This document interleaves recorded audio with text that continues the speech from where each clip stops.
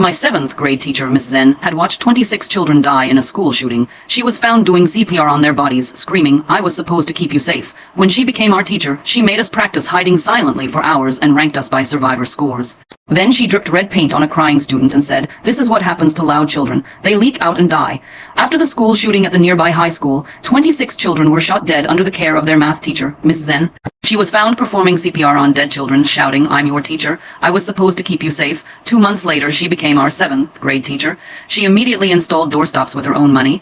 She even created emergency backpacks with first aid supplies, but by the 3rd week, something shifted. She started flinching every time the intercom crackled on. She pressed herself against the wall, her eyes wide, until the principal finished announcing picture day.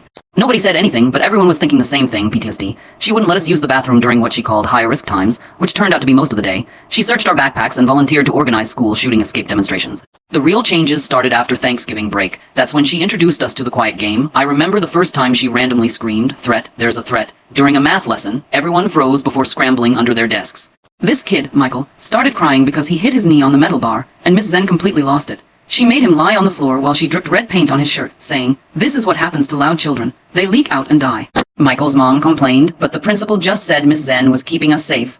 Looking back, the school probably figured that at least Miss Zen was helping them avoid a lawsuit. She created these survivor scores on the board, ranking us by how quiet and fast we were during drills. I was stuck in the middle at number 15 and hated myself for caring about it, but when you saw how Miss Zen's face lit up for the top 5 kids, you wanted to be better at being quiet. She'd tell us stories about her old students while we hid under our desks. Tyler breathed too loud, she'd whisper. I'd press my hands against my chest, trying to make it quieter. She made us wear only socks in class because sneakers made fatal sounds. She covered all the windows with what she called art projects, but they were really survival maps showing hiding spots and exit routes. I helped her tape them up one afternoon and noticed my hands were shaking. "Good," she said, "fear keeps you alert." We had to eat lunch at our desks, in our hiding positions, because attacks happened during transitions. Every subject became about survival. Math problems were about calculating response times. History lessons were about children who didn't hide well enough. I stopped doing homework. What was the point of learning algebra when she kept telling us we probably wouldn't make it to 8th grade anyway? The week before everything went wrong was when things got really bad. On Monday, she locked this girl, Emma, in the supply closet for solo survival practice and forgot about her for 2 hours. I was in the bathroom when they found her, and I'll never forget how Emma looked when they brought her out. Her face was red and puffy, and she kept whimpering, "I was good. I was quiet." Over and over, I threw up in the sink. Tuesday, she made us write good bye letters to our parents so they'd have something if we failed.